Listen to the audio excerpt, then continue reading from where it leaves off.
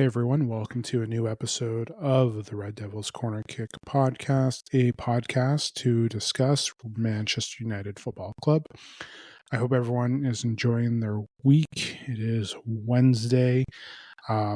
Listen, it's been an exciting week to say the least in terms of transfer windows or transfer talk, to say the least.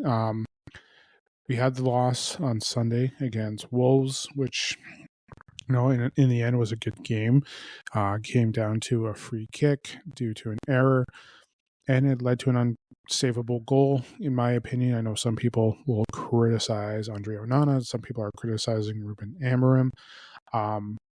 But, that's something to discuss later on in the episode.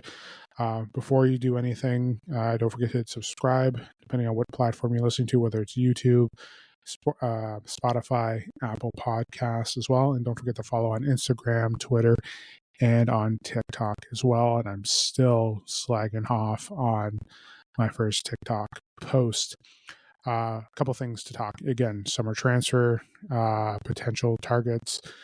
I know last episode I discussed, the ups and downs of the transfer window. So, I'm going to discuss that today as well. And I'm going to discuss, the game that was Sunday. So I'm going to discuss that later on. Just give my final review. I know it's just going to be a little short, little thing. I'm pretty sure what I said earlier was enough to discuss it. I did announce my players of the match on my Twitter profile. So make sure you do take a look at that, hit a like as well. But yeah, let's get to what seriously is going down this week. Listen, we are weeks away from the season ending. Final game is May 25th against Aston Villa, as well as, we have the semifinals for Europa. Hopefully that leads to Europa final, and then hopefully a win at Europa where it gets us back into Champions League. But, that's here or there right now. We have Bournemouth on Sunday, which I will do another episode on the preview on who I'm liking. But let's look at really what's going on realistically this week. And the talk of the town is talks with Cunha has been progressing. Talks with Osimhen has been progressing. Now there's talks about Cunha and Delap. Last episode, I talked about how the transfer window, is just, the rumor mill, to say the least. And I know Ornstein, Fabrizio Romano, they're giving their 2 cents. Every fan channel, every news outlet is discussing what's going on. Listen, hearing Cunha being signed is great. The fact that they're trying to get it done is great as well. My question is the money going into this? That is what I'm wondering about. How are we going to raise the funds? There's rumors out there saying that the budget that they were aiming to have already should cover Cunha and potentially Delap. Whether that's true or not, because right now the rumor is release clause is 62.5. Terms have basically been agreed. They're basically aiming for that first window of the transfer window, because remember, they're doing a transfer window before the the FIFA Club World Cup. So they'll hopefully get that done, so they don't have to wait, because it wouldn't be Manchester United if they didn't wait until August to sign a player.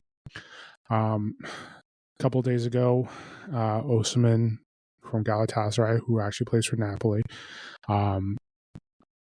right now there's talks that terms are agreed with him. And now there's news today where, Osimhen is not even a target, where there's rumors where there's personal terms agreed, and as well as there's talks at using Rasmus Højlund as a swap. So right now there's nothing really accurate with what's going on. We hear from this source, we hear from that source, we hear from this fan channel, we hear from another fan channel, we hear from one news outlet, we hear from another, and it's just going back and forth. And then I just saw something today that the Saudi League is pushing to get Osimhen now too. So right now there's a race And right now, nobody's ahead. You can think about, no matter, you can say whatever you want. You can say it's United, Arsenal. You can look at Chelsea. You can look at potentially, like, not, I'm just saying City is an example, Nottingham Forest, Newcastle. You can look at all the top 6, 7 clubs that could be looking at him. Not only that, there could be other leagues as well. But realistically, like, there's no accuracy to who's going for who. And you know what? I'm looking, like, I know the striker position is tough. And last Sunday, Hoyland looked good, but there were issues there, trying to finish, trying to get the goals, trying to make the pass. There were just issues there. Listen, I want Rashford to, not Rashford, sorry. I will be talking about Rashford soon. I do want Rasmus to stay. He is a young talent. He has scored in the Premier League. Listen, Liam Delap has scored as well. He's had a very good first year. But again, there's something there just blocking Rasmus. And I mentioned it before. Rasmus, he doesn't fit what Amorim wants in terms of a striker. He can score. If you get him in another system, he's perfectly fine. But realistically, he doesn't fit what Amorim wants. And I know people are talking about, well, Xerxes has been doing the greatest. Xerxes has been doing fine. I think the transition to him being a 10 and seeing him with his ball movement, and I've talked about him, has been, he's very talented. So Man United are definitely looking at getting another 10, and as well as, 2 more strikers to help, because you do have Cheeto Obi, who's he will be there. He will be on the bench next year. He did some good things on Sunday's game as well. I'm really hoping for a goal from Cheeto. I really do. But this is, this is the nature of free agency, of transfers, of predictions of who's getting signed by who. But yes, the 3 main targets have been talked about, and yes, there's others too. But the 3 that are leading the headlines are Cunha, which looks like could be happening. I know there's blowback on Cunha too, and I know I mentioned in previous episodes that I'm not really keen on Cunha. Now, I hope I get proven wrong if we do follow through with the signing. I really am hoping to be proven wrong. He is talented. He is great. He does make the right passes. He can move the ball. Amorim seems keen on him as well as having him. Maybe that's what it is. Amorim is going to go in for Cunha as his signing, and then Ineos is going to have to let Amorim know that Delap is their signing. It's the signing by committee. And I know that there's also rumors too that Amorim wanted Delap at Sporting as well. So it's a difficult situation here to see. Now, again, I'm still going to hope for the Jonathan David signing, because again, if you're going to be pushing for Cunha and Delap, you might as well go for free agent transfers and get a Jonathan David who is a veteran and can score. And you can have Delap play behind him, and you can rotate with him as well, plus rotate with Obi Martin too, or Cheeto Obi, sorry. So you can have that going for you. So it's a matter of what you think. So listen, I know the contract, the money that he wants is probably something that's leaning towards not signing Osimhen. The contract I'm discussing, apparently he wants high value per week. Delap, Delap is great. He's had a decent season. Again, Ipswich hasn't been the best. I think with Delap, it does improve. I think with Delap fitting the system more better than Ruben or than Rasmus, I think that's better as well. So getting those 2 will be key. Listen, Osimhen is talented, but again, if the wages are high and Saudi's coming and there's other teams that are going to pay, that is the important thing. And I know there's rumors that Delap wants Champions League. I don't think he could get it, but if he plays, he may not play there. So again, I know the result of what Man United do in the next month or 2 is very key and especially important for signings. If they pull out a Europa win and get Champions League, that is great. It's ecstatic, actually. But that could help with signings too, as well. So we have to sit there and wonder, do we want these signings based on, like I know Cunha is willing to come no matter what Champions League. That's a bonus right there. In the end, I think, we may end up getting to Delap, whether we have Champions League or not. I think trying to improve our squad and getting back to Champions League, again, like the top 6 is like the top 7. Actually, you can say the top 8 is just battling for that. Liverpool, Arsenal, there where they are. The remaining spots, like the final 3 of the 5 spots for Champions League, is hard to get. Chelsea, City, Newcastle, Nottingham Forest, Aston Villa, they're all fighting for that spot. It is. It's so hard right now. And it's so hard to try and get in the Champions League as well. So we can hope that everything works out for United and we get that spot.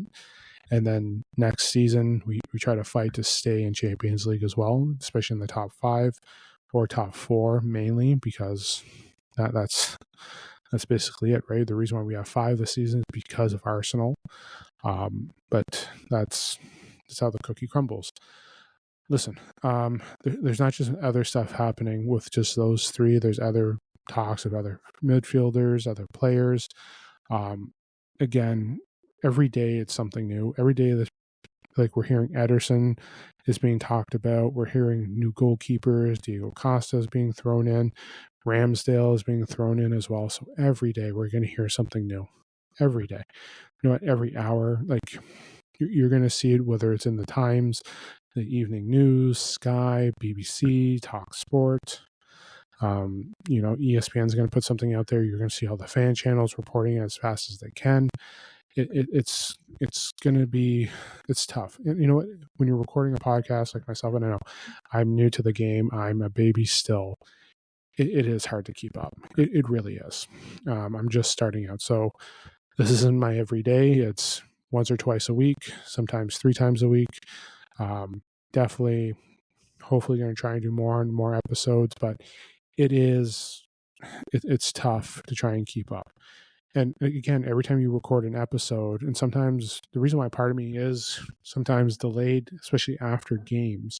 I know previews, I can do them right away the day before, but sometimes doing them like the post game or keeping them after, because everything is changing. Like I said in the last episode, every day something changes. Even every hour something changes about who we're signing, who we're not getting. Because again, we were talks in terms of getting Osimhen.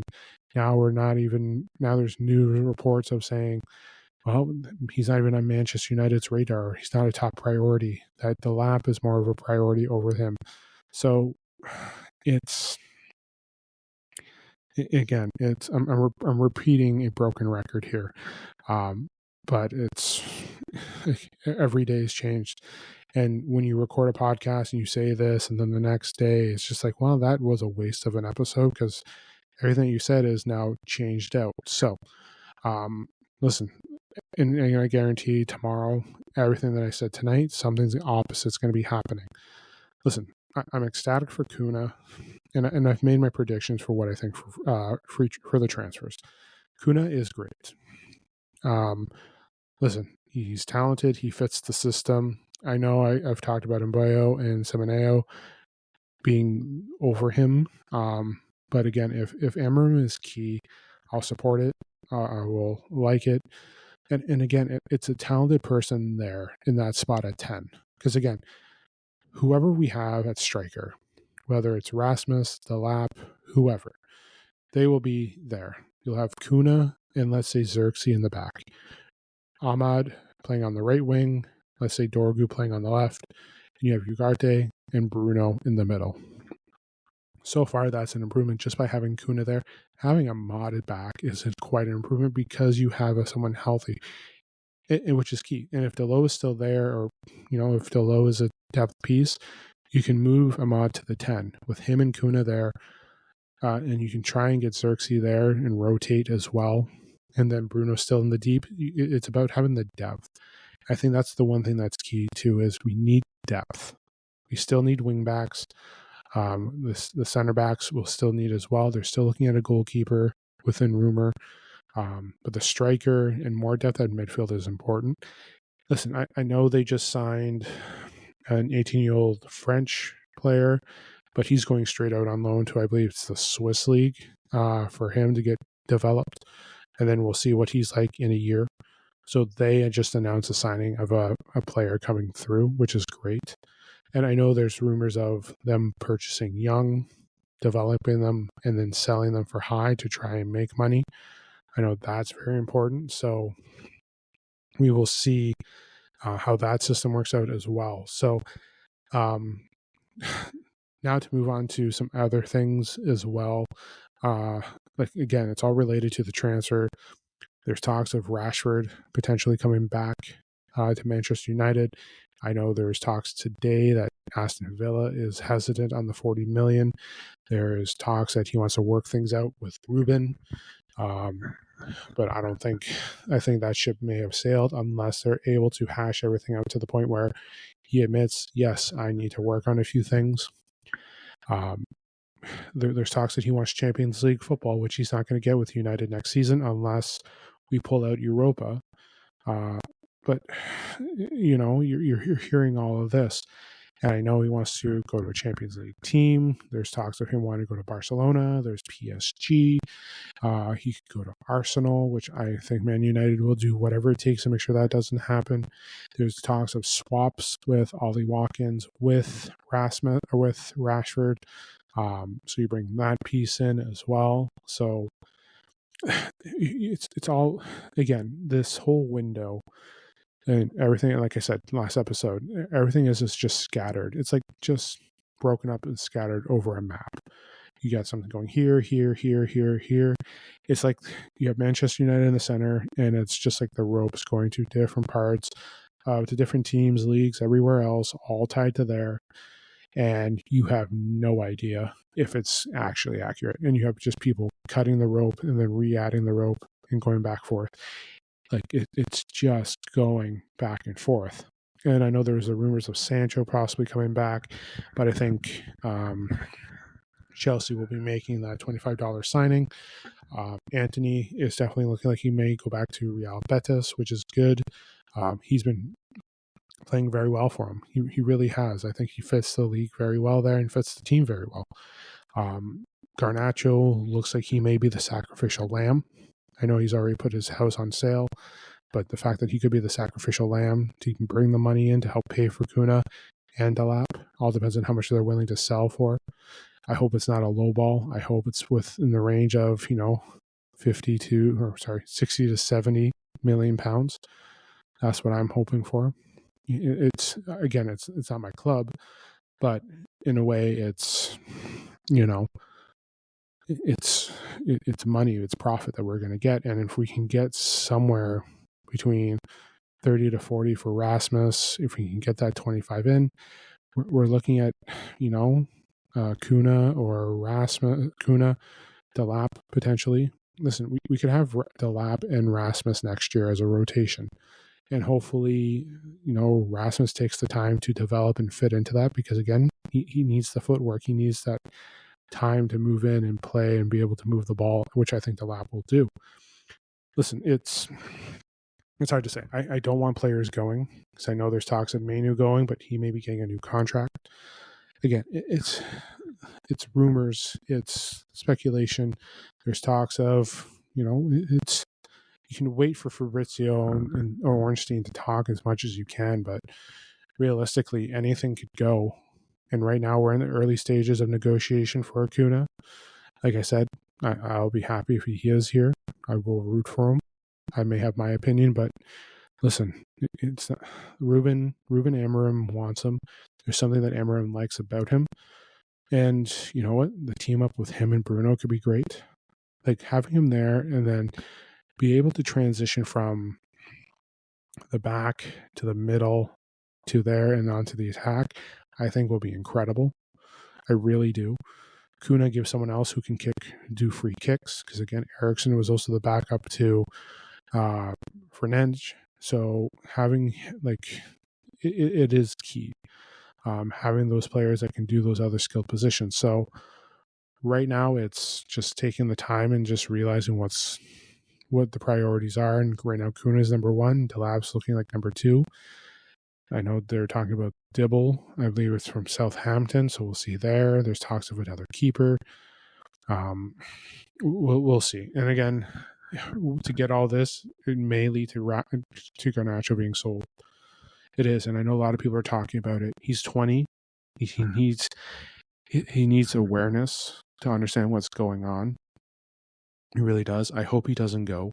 I really do. I hope, like, if we bring in Cunha and we bring in other players, I think having them come in and having Garnacho come off the bench will help his development. But again, like, what he's doing in his mistakes are coachable. The question is, can he smarten up and change that and continue to grow? That's the only thing. Last game he was good. The game before that he wasn't. So consistency is key, and I know that's tough at this stage or at this level and at that age to do that. So we'll see how it progresses with him. Again, I don't want him to go, but it looks like all signs are pointing him to leaving, which it sucks. It really does. So it's a matter of, it's just a matter of how everything plays out in this final in the window. Again, we're still weeks away. It's hard to say. As much as I say Garnacho could be sold tomorrow or could be getting sold tomorrow, we're going to find out that he's not. Tomorrow it's going to be someone else. For all we know, Mason Mount has got a suitor to be sold to. For all we know, Onana is being sold this summer. For all we know, Osimhen's coming back to United with terms. Delap is going to Chelsea, or Delap's going to Arsenal or Man City. Like, we don't know. As much as I say everything tonight, tomorrow it's going to be a whole different thing. So that's just the nature of everything. Again, and it's driving me bonkers since I started this podcast, just how much it just affects everything. But it's the way the game is. It really is. Listen, the one good thing coming from discussing summer transfers is the injuries, which are getting better. Heaven's coming back. Ahmad is slowly coming back. He could potentially be there for the first semifinal. I don't think yet. He might be there for the second leg. Delap should be back hopefully this weekend. But we're seeing progress in our injuries coming back. So having Delap, Heaven, and Ahmad back is key. It sucks that we do not have Xerxes. But, the good thing is the Premier League, we can use the youth a lot. We can use those academy players, which they did. I'm going to talk about the game for my final segment, but it's good to see as well. So having those guys slowly making their way back, which is good. Having more depth is there. Having more of an attack. Having a mod back shows more value because we can continue on with that. Listen, having a Moss now part of the squad, especially in Europa, is key as well, because it gives him an opportunity to bring in a Moss in for Dorgu or for Delap, because then you can move Dorgu over to the right, which helps with the transition of ball. So that is key as well. Having Heaven back gives you more rotation in the back, also more rotation with Delap as well. So if we can get that going with those two back, that helps our center backs. Because again, Maz, Maguire, Euro are playing great, but we need to make sure that they're healthy, especially with the important game against Athletic next Thursday, May the 1st. So keep an eye out for that. But again, injuries are coming back, so that's key as well. So I'm happy with that. So we're slowly getting there as well. Hopefully we see Delap this weekend, and then hopefully we see Ahmad get some game time over the next little bit as well. Maybe he squeezes in a couple minutes next Thursday. If not, it's Brentford that weekend, and then we see him for the second leg as well. So we'll see. Again, our attack needs to be there. That's the important thing. The attack is huge. But it's, having them back. Yeah, I brain fart on what I was going to say next. But yeah, I'm happy for that. I'm happy to have that, have those players back. So, and finally, for my last segment, kind of a two-part in terms of what's going on. So again, Sunday, my little recap of the game. Listen, I was happy with the way the game went. Obviously, the free kick given up by Eriksson, which led to a very tough goal. Incredible kick, tough goal to save in the end. And it's tough. And you know what? In the end, I'm not disappointed. I know the Premier League has not gone the way it goes, but to those fans who are saying Amorim out, all this stuff, saying he can't do anything for the club, just stop. I'm pleading with you to stop. I get that you have your opinions. I get that you want to fight for this club, but realistically, I've mentioned it before in previous episodes, Amorim has shown growth with this team with the talent that he has. So let's take a step back and just reiterate how good this guy has been, because those people that are saying Amorim out, if we do something miraculous in the semis, those guys are going to be jumping all over him saying that, yes, Amorim is the right guy. They are. These are the same guys that wanted Ten Hag gone within milliseconds after the first loss at the beginning of this season. They're probably the same ones that wanted him gone before the FA Cup and happy that he stayed after we won it. So I think give him time. Like, fans want the Premier League win tomorrow. They do. The fans want a Premier League win, even knowing that we are in 14th place. They want to win with next season, knowing that we may not have money to do anything. I get it. We're Manchester United. And I mentioned this before, we're the biggest commercial club in the world. And I saw a segment today, and I saw an article on Sky, which I think I'll discuss, and it kind of hinted at one episode of who is a bigger club, because Liverpool is now going to get their 20th trophy. So now the talk is, who's bigger, Liverpool or Manchester United? I will discuss that next episode. That will be my topic next episode. Liverpool versus Manchester United. Who is bigger? And I've mentioned it before, like, commercial wise. You know what? I'll save it for the episode. That will be my discussion. And you may not like what my episode is. Some people won't. I know some people won't. And I know my viewership is low at the moment, but I know some people will not like the attitude or like my demonstration of the match, of what I think. Sorry, not the match, of what I think is the bigger club. I guarantee it's no one's going to like my opinion. Someone may not like it, but going back to it, Amorim, like, again, we can't judge until the season's there. Again, the season's not even done now. We can't say until the first transfer window, until he gets a full season. And then we will see. United fans want the world now. They want everything now. They want Champions League. They want Premier League. They want to get rid of any manager who can't get them to what they want. And this is what drives fans like myself mad and just gets upset that sometimes I just want to focus on the club and just ignore it, but you can't. You can't. And I'm like this and it's not just like with my fan club with Manchester United. It's like that with all the other clubs other sporting teams that I support.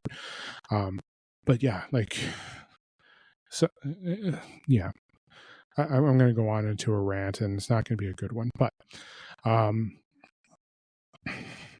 I think those fans need to take a step back and realize that there has been improvement, and those fans there are probably the same ones that were jumping for joy when they led the comeback against Lyon. So let's leave it there for that as well, for another episode. So I may go off a little bit. Okay. Yeah, that's it for tonight's episode of the podcast. Yes, one final thing. Sorry. It is on my Twitter, and I think I mentioned it earlier on.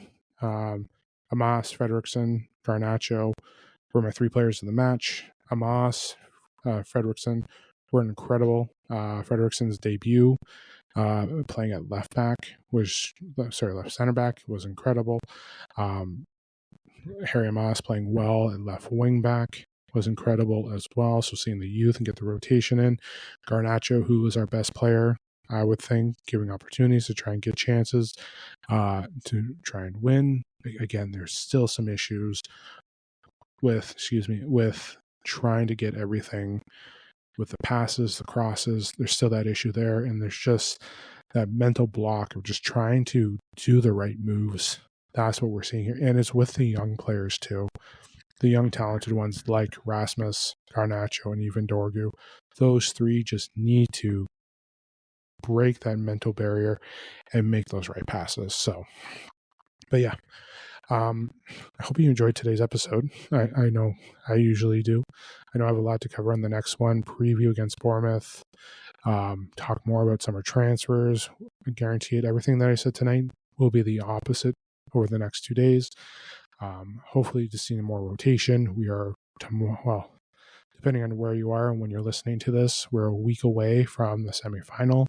So that's exciting. So we're going to be seeing it keep creeping it up more and more. So it's the final month, guys. We're literally in the final 5 weeks, 4 or 5 weeks of the season. So hopefully we can hold our heads up high with something. I hope that we're successful in the semifinals, that leads to a final, that leads us to hoisting the Europa and getting back to the Champions League. So the good thing is we're not going to be relegated, so that's good. So we'll see how this all goes. But hopefully you enjoyed the episode tonight. Hopefully, we get a victory this weekend. I will be back next episode on the weekend, making my preview. So keep an eye out for that, making my squad predictions.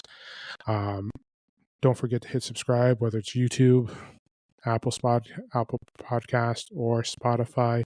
And don't forget to follow on Twitter, Instagram, or on TikTok as well. So once again, this is the Red Devils Corner Kick Podcast. Enjoy the rest of your week. Enjoy your morning, depending on where you are and listening to this. Glory, glory, Man United.